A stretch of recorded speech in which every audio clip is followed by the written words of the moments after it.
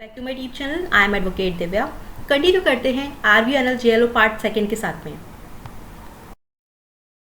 Article 134 बात करता है certificate for appeal to supreme court. Supreme court जाने के लिए सर्टिफिकेट फॉर अपील के बारे में एवरी हाई कोर्ट, प्रत्येक हाई कोर्ट के पास ये राइट है कि वो सर्टिफिकेट फॉर अपील इशू कर सकता है सुप्रीम कोर्ट जाने के लिए। आर्टिकल 132 की क्लॉज 1 में, 133 की क्लॉज 1 में एंड आर्टिकल 134 की क्लॉज 1 के अंदर अपील की बात की गई है। आर्टिकल 134A में पर्टिकुलरली सर्टिफिकेट फॉर अपील की बात की गई है। तो अगर अपने ओन मोशन के अंदर हाई कोर्ट ये सही समझता है कि सर्टिफिकेट फॉर अपील इशू किया जाना चाहिए, तो वो क्या है, इशू कर सकता है certificate for appeal. And shall if an oral application is made by or in behalf of the party aggrieved immediately after the passing or making of such judgment, decree, final order or sentence, यदि ऐसा decision, degree, final order या sentence दिए जाने के right after aggrieve person द्वारा या उसकी side से ओरल एप्लीकेशन दिया जाता है, तो उसे भी सर्टिफिकेट फॉर अपील इशू किया जा सकता है, क्योंकि अपील करना पार्टी का लीगल राइट है। ठीक है, तो इसीलिए वो भी मांग कर सकता है सर्टिफिकेट फॉर अपील की सुप्रीम कोर्ट जाने के लिए। यही कहता है article 134A, certificate for appeal to the supreme court. Supreme court जाने के लिए सर्टिफिकेट फॉर अपील के लिए मांगा जा रहा। ठीक है, नेक्स्ट है हमारा आर्टिकल 135, जो बात करता है jurisdiction and powers of federal court under existing law to be exercise by the supreme court. Federal court की जुरिसडिक्शन एंड पावर्स के बारे में, जो कि बाद में सुप्रीम कोर्ट को ट्रांसफर कर दी गई। ठीक है, until parliament by law otherwise provides the supreme court shall also have jurisdiction and powers with respect to any matter to which the provisions of article 133 or Article 134 do not apply if jurisdiction and powers in the relation to that matter were exercisable by the federal court immediately before commencement of this constitution under any existing law। क्या कहता है article 135? Article 135 कहता है कि जो powers federal court के पास थी before the commencement, जबकि कॉन्स्टिट्यूशन बनने से पहले 26 जन 1950 से पहले की बात। ठीक है, पार्लियामेंट लॉ द्वारा अदरवाइज प्रोविजंस का किया जाए, जब अदरवाइज प्रोविजन ना किए जाए, जब तक कि सुप्रीम कोर्ट को किसी भी ऐसे सब्जेक्ट मैटर में जिसमें आर्टिकल 133 या 134 के प्रोविजन अप्लाई नहीं होते हैं, जुरिसडिक्शन एंड पावर्स होंगी यदि उस मैटर से रिलेटेड कॉन्स्टिट्यूशन से पहले बिफोर द कमेंसमेंट 26 जन 1950 से पहले एग्जिस्टिंग लॉ के under jurisdiction and powers federal court के पास थी। ठीक है, तो वो सारी पावर्स क्या होंगी, सुप्रीम कोर्ट के पास थी, जो कि बिफोर कमेंसमेंट किसके पास थी, फेडरल कोर्ट के पास थी। ठीक है, तो वो सारी जो पावर्स हैं वो किसके पास ट्रांसफर हो गई, सुप्रीम कोर्ट के पास में। ओके, तो यही बात करता है article 135, jurisdiction and powers of the Federal court under existing law to be exercisable by the supreme Court. Okay, next हमारा आर्टिकल 136, जो बात करता है special leave to appeal by supreme Court, SLP के बारे में। क्या कहता है article 136? Notwithstanding anything in this chapter, the supreme Court में in its discretion grant special leave to appeal from any judgement, decree, determination, sentence और order in any cause और matter passed और made by any court और tribunal in the territory of India.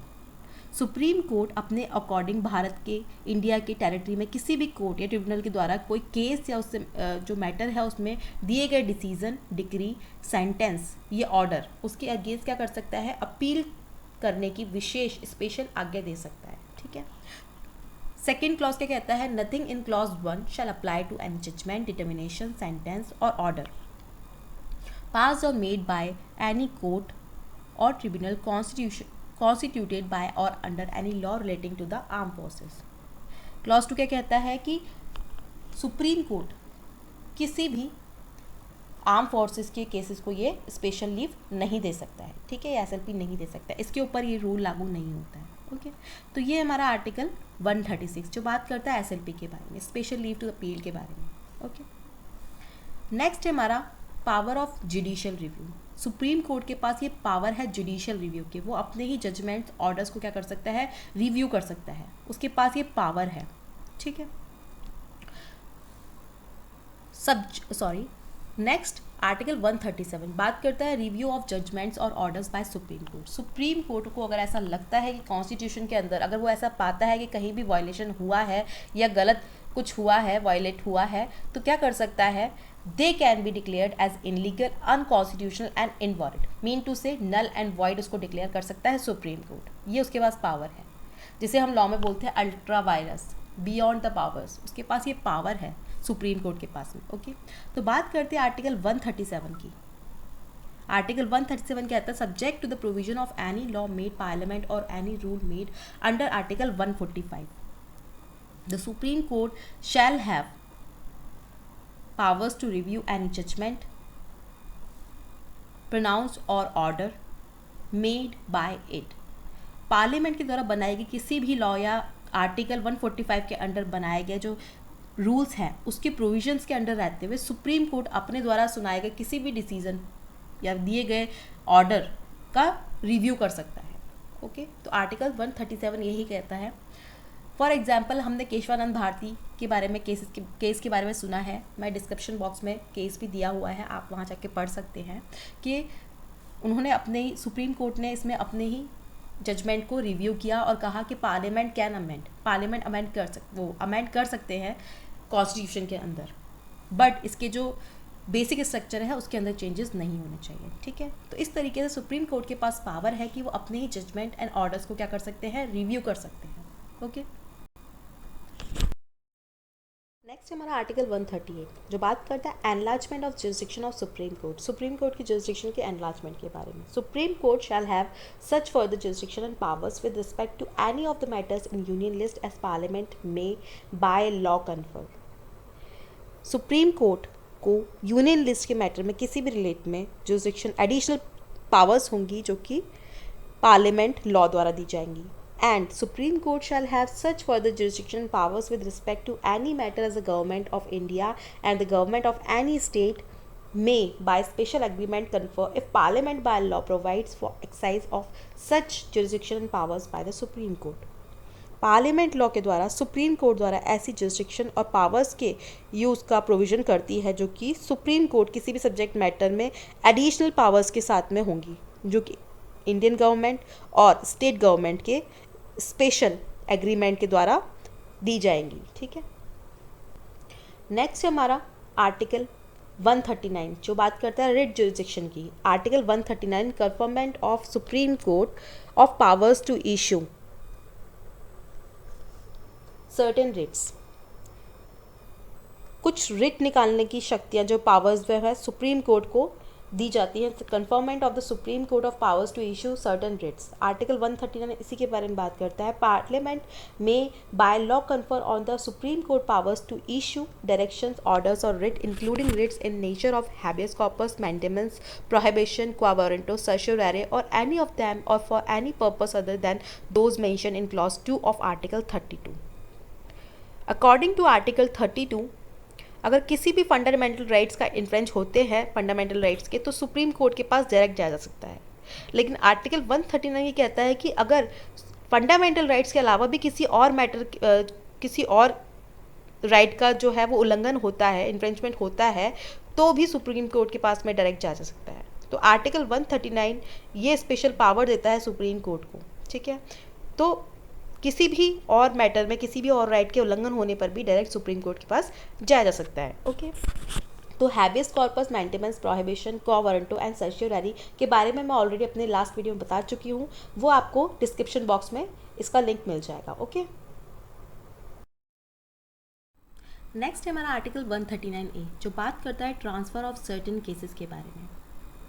Where cases involving the same or substantially the same question of law are pending before the Supreme Court and one or more High Courts or before 2 or more High Courts and Supreme Court is satisfied on its own motion or an application made by the Attorney General of India or by a party to any case, the such questions are substantial questions of general importance. The Supreme Court may withdraw the case or cases pending before the High Court of the High Court and dispose of all the cases itself। अगर कहीं भी supreme court को ऐसा लगता है कि substantially same type के जो केसेस हैं वो अलग अलग कोर्ट्स में उनको डील किया जा रहा है। ठीक है, like supreme court, high court, ठीक है, जो कि सब्सटेंशियली सेम टाइप के केसेस हैं, तो जो सुप्रीम कोर्ट है वो ताकि कोर्ट के समय बर्बाद नहीं हो, टाइम वेस्ट नहीं हो, सुप्रीम कोर्ट ऐसे सारे केसेस को अपने हाथ में ले सकता है and dispose of all the cases itself, और अपने आप से उन सारे केसेस को डिस्पोज ऑफ कर सकता है। ठीक है, आगे प्रोवाइड किया गया है दैट सुप्रीम कोर्ट में after determining set questions of law return any case so withdrawn together with a copy of its judgment on such questions to the High Court from which the case has been withdrawn, and the High Court shall on receipt thereof proceed to dispose of the case in conformity with such judgment. Means ऐसे मामले, ऐसे matter जो कि supreme court ने मंगाए थे high court से, ठीक है, तो वो ऐसे डिसीजन देने के बाद में ऐसे मैटर्स के ऊपर वो उस डिसीजन सहित जो कॉपी है उसके सहित वो हाई कोर्ट को वापस लौटा सकेगा उन मैटर्स को, ठीक है, और हाई कोर्ट उसको लेने के बाद में ऐसे मैटर्स को डिसीजन के अकॉर्डिंग आगे की प्रोसीडिंग्स करेगा, ठीक है. नेक्स्ट है क्लॉज 2. द सुप्रीम कोर्ट में if it deems it expedient so to do for the ends of justice transfer any case, appeal or other proceedings pending before any high court to any other high court. Means अगर supreme court justice के motive की completion के लिए ज़रूरी समझता है कि किसी हाई कोर्ट के सामने जो कि काफ़ी लंबे समय से मामला है रखा हुआ है, पड़ा हुआ है, तो अपील या प्रोसीडिंग्स को ट्रांसफ़र किसी अदर हाई कोर्ट को भी कर सकता है, ठीक है. तो ये हमारा आर्टिकल 139A जो कि बात करता है ट्रांसफ़र ऑफ सर्टेन केसेस के बारे में. ओके. आर्टिकल 140 जो बात करता है ancillary powers of supreme court के बारे में. सुप्रीम कोर्ट को एंसिलरी पावर्स दी गई है by parliament. Parliament Supreme court को कुछ ऐसी एक्स्ट्रा पावर्स देता है, हेल्पिंग पावर्स देता है, जिनका सुप्रीम कोर्ट ज़रूरत होने पर उनका उपयोग कर सकता है. Parliament may by law make provision for conferring upon the Supreme Court such supplemental powers not inconsistent with any of the provisions of this Constitution as may appear to be necessary or desirable for the purpose of enabling the court more effectively to exercise the jurisdiction conferred upon it by or under this Constitution.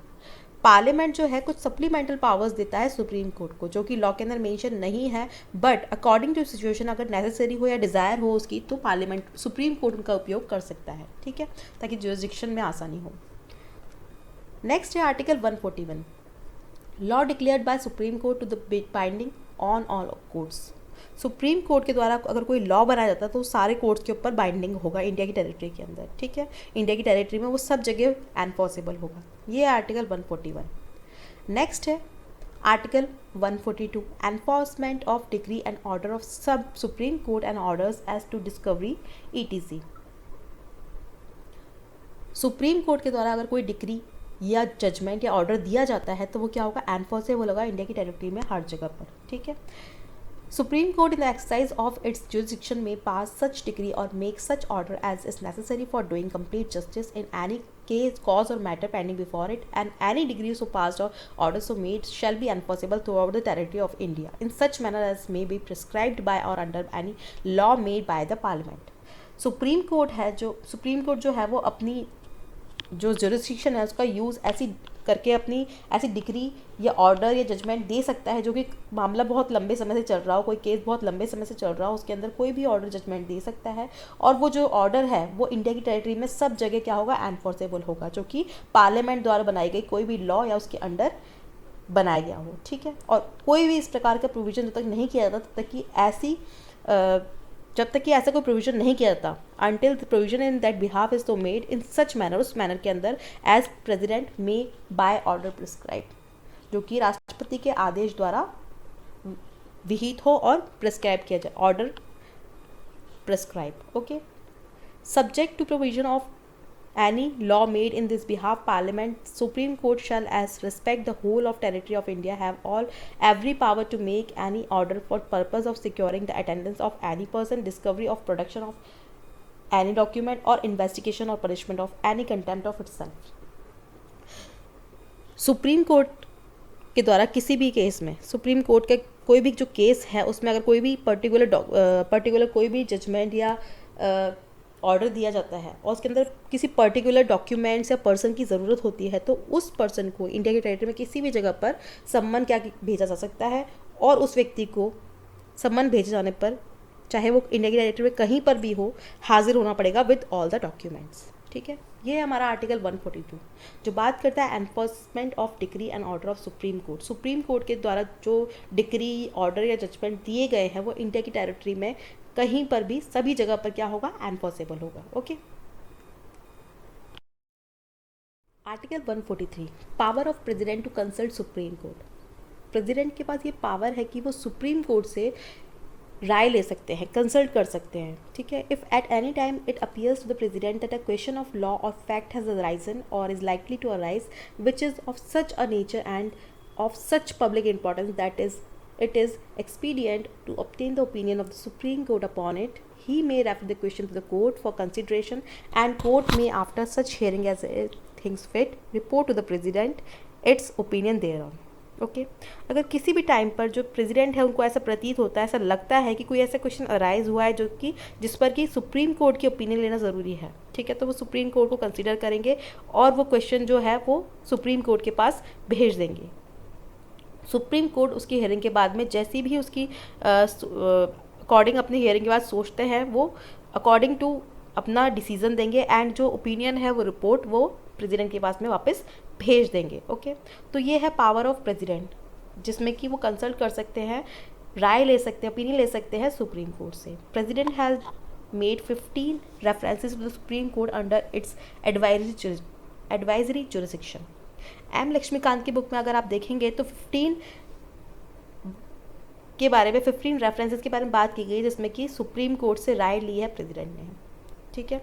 वो 15 जो references है वो दिए गए हैं Delhi law act 1951, Kerala education bill in 1958, Berubari union case in 1960, sea customs act in 1963, Keshava Singh case relating to privileges of legislature 1964, presidential election 1974, special court bill in 1978, JNK resettlement act in 1982, ठीक है, ETC। ये सारे दे रखे हैं आपको 15 रेफरेंसेस जो सुप्रीम कोर्ट से, जिसमें सुप्रीम कोर्ट से राय ली है प्रेसिडेंट ने। ओके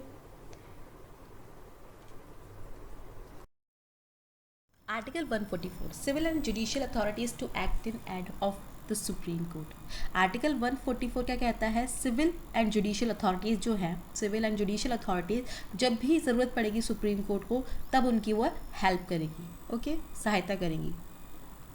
नेक्स्ट है article 145 rules of court ETC। Article 145 बात करता है कोर्ट के रूल्स की। हर जगह के अपने अपने रूल्स होते हैं। फॉर एग्जांपल पार्लियामेंट के अपने रूल्स हैं, किस तरह से उसके फंक्शंस होंगे, किस तरह से उसके प्रोसीजर्स होंगे, उसी तरह कोर्ट के भी अपने कुछ रूल्स एंड रेगुलेशंस हैं। Subject to the provision of any law made by Parliament, Supreme Court में from time to time with approval of the president make rules for regulating generally the practice and procedure of the court, including rules as to person practicing before the court, rules as to procedure for hearing appeal, other matters pertaining to appeal, including time within which appeals to the court are to be entered. Parliament द्वारा बनाए गए किसी भी law के provisions के under रहते हुए supreme court time to time जो प्रेसिडेंट हैं उनके अप्रूवल से कोर्ट के जो भी प्रोसीजर्स हैं, जो भी प्रोसीजर है, प्रैक्टिस है, उनके procedure of the court including उनके विनियमन के लिए जो भी नीचे लिखे हुए हैं वो उन सब के अंदर इंक्लूडिंग है, ठीक है, उनको फॉलो करेंगे। Rules as to person practising before the court, उस कोर्ट के अंदर जो भी प्रैक्टिस कर रहे हैं पर्सन्स, ठीक है, लॉ प्रैक्टिस जो कर रहे हैं, अपील सुनने के लिए, अपील हियरिंग के लिए जो भी प्रोसीजर है उसमें अपील रिलेटेड अदर सब्जेक्ट्स के बारे में जिनके अंदर वो टाइम भी है एंड जिसके अंदर अपील जो है उस कोर्ट के अंदर ली जानी है, ठीक है। Rules as to proceedings in the court for enforcement any of the right conferred by part third, भाग थर्ड के अंदर, पार्ट थर्ड के अंदर जो भी राइट्स दिए गए हैं उनको एनफोर्स करवाने के लिए उस कोर्ट में प्रोसीडिंग्स के बारे में रूल्स बताए गए हैं, ठीक है। Rules as to proceeding in the court under article 139A, 139A के अंदर उस कोर्ट के अंदर जो भी प्रोसीडिंग्स हैं उनके बारे में रूल्स बताए गए हैं। Rules as to rules as to entertainment of appeal under sub clause C of clause 1 of article 134, article 134 की क्लॉज 1 में एंड सब क्लॉज C के अंदर जो अपील है उनको ग्रहण करने के बारे में जो भी रूल्स हैं वो बताए गए हैं। Rules as to condition subject to which any judgment pronounced और order made by the court may be reviewed and procedure of such review including the time within which application to the court or such review are to be entered। उन court में proceedings और उनके जो भी expenses हैं, उस court में सुनाए गए जो भी डिसीजंस है या ऑर्डर है उनके कंडीशंस के अंदर रहते हुए जो भी रिव्यू किया जाता है उसके वो रिव्यू किया जा सकेगा उस प्रोसीजर के बारे में और जो भी टाइम है जिनके भीतर ऐसे रिव्यू के एप्लीकेशंस या जो भी है उनको कोर्ट के अंदर लिए जाने हैं, उनके बारे में नियम दिए गए हैं। Rules as to cost of any incidental to any proceedings in the court and as to fees to be charged in respect of proceedings therein. उस कोर्ट में जो भी प्रेसिडिंग्स होंगी उनके एक्सपेंसेस के बारे में, उनकी प्रोसीडिंग्स में जो भी फीसें होंगी उनके बारे में रूल्स बताए गए हैं। Rules as to granting of bail, rule बताए गए हैं बेल मंजूर करने के बारे में, ठीक है। नेक्स्ट है rules as to stay of proceedings, proceedings को रोकने के बारे में रूल्स। नेक्स्ट रूल है rules providing for summary determination of any appeal which appears to court to be frivolous और वेक्सेशियस और brought for the purpose of delay.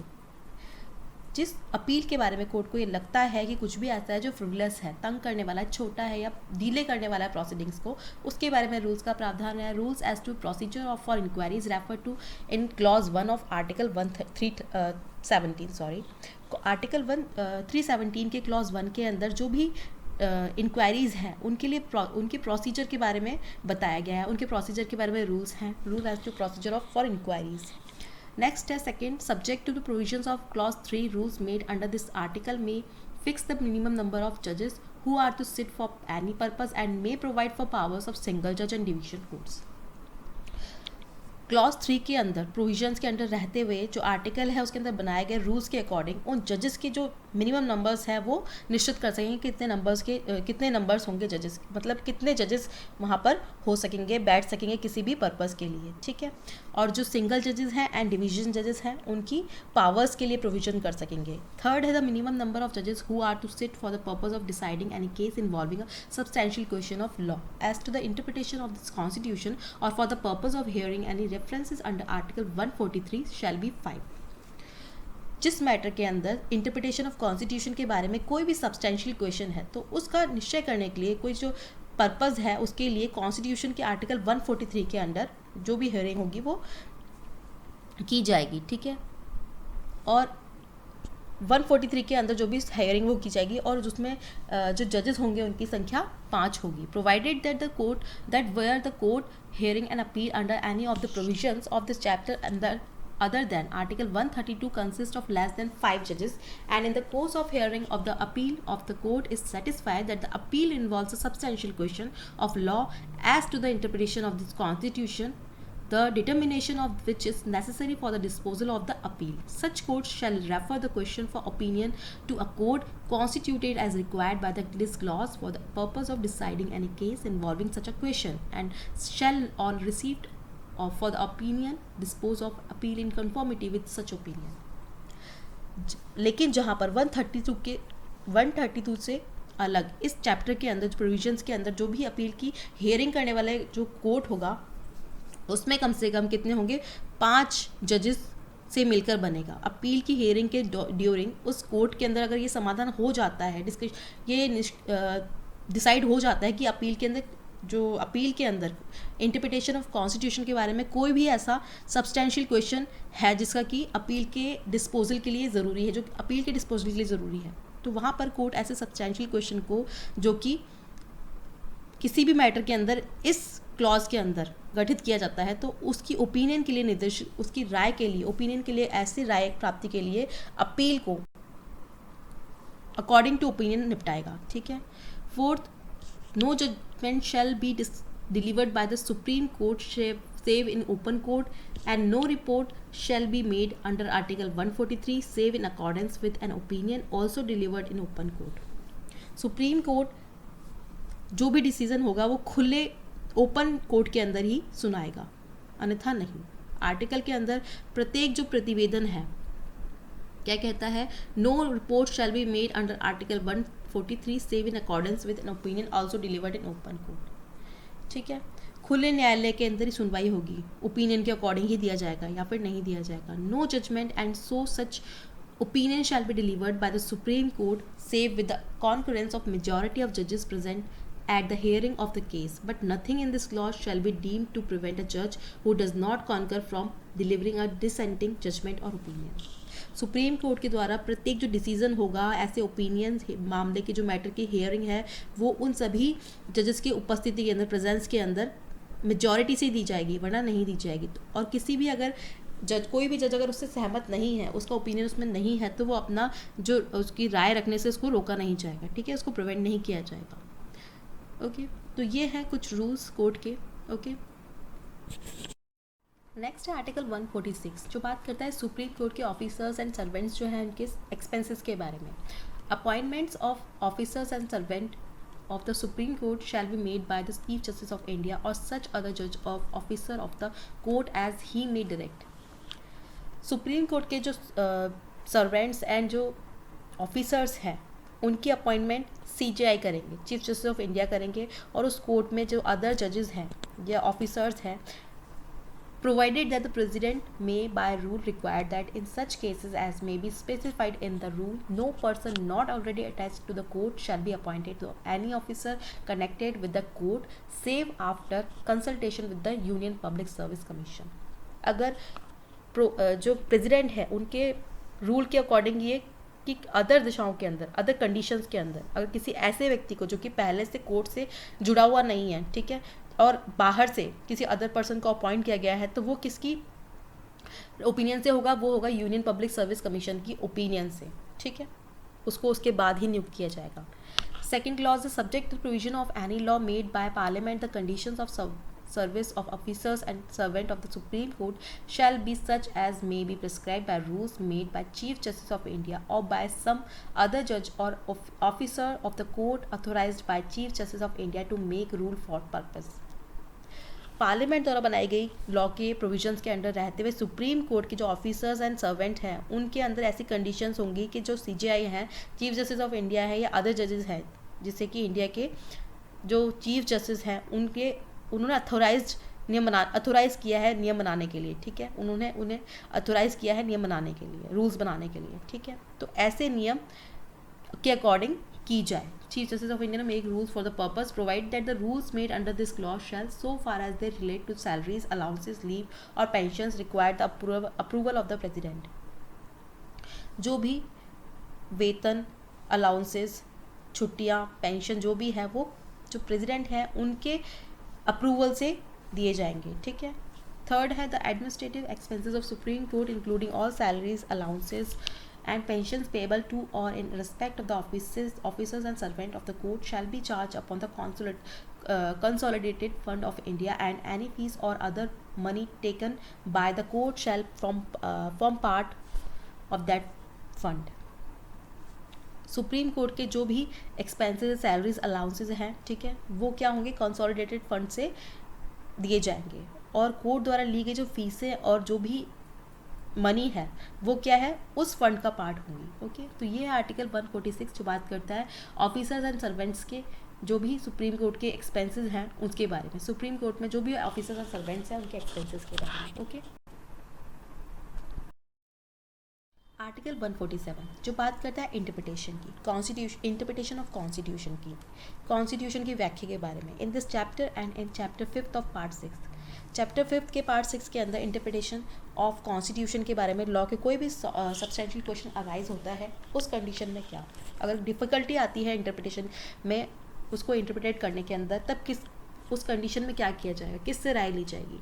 तो यहाँ पर एक्ट दिए हुए है, अगर कुछ भी डिफ़िकल्टी आती है इंटरप्रिटेशन के अंदर तो उनसे राय ली जा सकती है। गवर्नमेंट ऑफ इंडिया एक्ट 1935 और of any order in council और order made thereunder, and second है इंडिपेंडेंस एक्ट 1947 और of any order made thereunder. Okay, तो ये है आर्टिकल 147 जो बात करता है इंटरप्रिटेशन की। ओके,